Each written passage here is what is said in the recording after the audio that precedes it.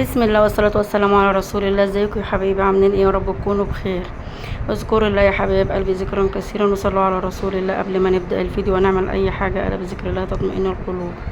النهاردة بقى روتين غدا الاثنين. بقى قلنا نحاول نغير علشان خاطر ما يزهقوش ما يملوش من تكرار الاكل. جبنا كيلو ربع كبد وقوانص. انا بجيب كيلو وربع وكيلو ونص يا بنات، لاني بحب انضفه واشيل الدهن اللي فيه من ورا. فطبعا لما بعد التنظيف ممكن يديكي كيلو صافي. ننضفه تنظيفه حلوه ونشطفه ونحط له ليمون وننقعه بليمونه بالقشر بتاعها عشان ياخد الزفاره، لان الكبد والقوانص بتاعه الفراخ بطبيعتها بتبقى فيها الزفاره، يعني ايه موجوده لسه فيها. فالليمون وقشر الليمون، الزيوت اللي بتنزل من قشر الليمون بتنزع اي حاجه فيه. هنا قطعنا بصلتين كده، خرطناهم صغنن خالص زي ما انتم شايفين، وهندبلهم. هنصفرهم بس تصفيره بسيطه كده، مش هنحمرهم ولا حاجه عشان يبقى لسه ايه فيهم الطعم بتاع البصل. وجهزنا لهم حبه فلفل، 3-4 قرون فلفل.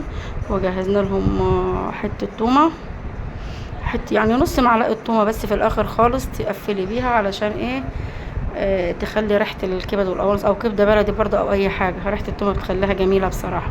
ودي زي ما انتم شايفين، بصوا الميه بتاعتها يعني ايه شبه صفرة، واصفرت معانا شويه كده اهو. هننزل بيهم وهنقلبهم. وبعدين يا بنات يعني نصيحه، لما تكونوا بتعملوا كبده بس او كبد وقوانص، بلاش التقليب الكتير عشان الكبده ما تتهريش، لان الكبده ما بتستحملش. انا هنا كنت منضفاها يا بنات وشايلها في الفريزر، ونقعها برضو قبل كده بالليمون ونقطتين 3 خل كده، معلقه شاي خل، ومظبطاها وشايلها. برضو بعد ما خرجتها حطيت لها ليمونه بالقشر بتاعها، عشان الزيت بتاع الليمون، القشر الليمون فيه زيوت، فالزيوت اللي بتنزل دي بتضيع ريحه الزفاره حتى ولو بنسبه 90%. ما تنسونيش يا حبايبي في اللايك والشير، سبسكرايب، يا ريت تفعلوا الجرس عشان يوصل لكم اشعار بكل فيديو جديد بنزله. يا ريت تكتبوا لي كومنت وتعليق تقولوا لي ايه رايكم في الفيديو وايه رايكم في الحاجات اللي احنا بنعملها. مفيش لايكات خالص، مفيش تعليقات خالص، وده اللي خلاني وقفت القناه بقالي سنه وانا ما بنزلش عليها حاجه. هنا خلاص نقلناها على العين الاصغر شويه، ووطينا عليها النار وسيبناها ايه على نار هاديه. وما تنسوش يا بنات، يعني ممكن تزودوها بكوبايه شاي ميه، نص كوبايه شاي ميه، عشان القوانص تستوي معاكم، لان الكبده بتستوي قبل القوانص، فالقوانص راسها ناشفه شويه. بصوا هنا خلاص كده شبه استوت اهي. وانا لما لقيتها لسه ما استوتش حطيت لها نص كوبايه شاي ميه، ومع النار الهاديه بقى. النار الواطيه بتسوي الحاجه اكتر من النار العاليه على فكره يا بنات.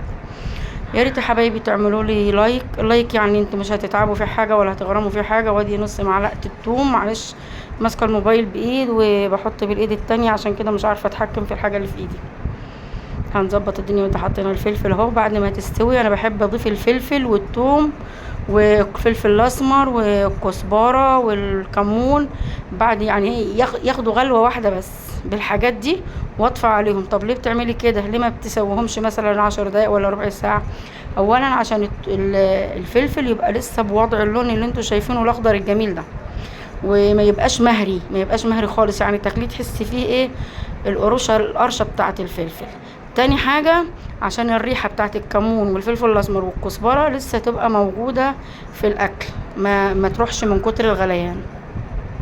وهنا احنا كنا عاملين كبد وقوانص، لان في ناس بتاكل كبد وقوانص وفي ناس ما بتاكلهاش، فعشان كده حبيت مخلل طبق كبد وقوانص. واللي ما بياكلش الكبد والقوانص عملنا له صينية بيتزا زي ما انتوا شايفين اهو، صينيتين صغيرين فيه عندي مقسومين نصين، كل واحد عاوز ياكل على مزاجه بعد الدنيا ما بقت صعبة، كل واحد عاوز ياكل على مزاجه. يا ريت يا حبايب قلبي ما تنسونيش في اللايك يا دوب هتضغطي بصباعك على كلمه لايك، يعني ولا هتغرمي حاجه ولا هتتعبي فلوس. ويا ريت تعمليه حته من باب انك تساعدي القناه، ومن باب ان القناه تترفع على رجليها، يعني من باب الخير من الاخر. واللي بيعمل خير طبعا ربنا يجازيه كل خير، لكن في مشاهدات ما فيش لايكات، ده اللي بيزعلني بجد منكم، وانا بزعل من عشمي منكم. ويا ريت ما تنسونيش في اللايك. وحسن الختام، سلام.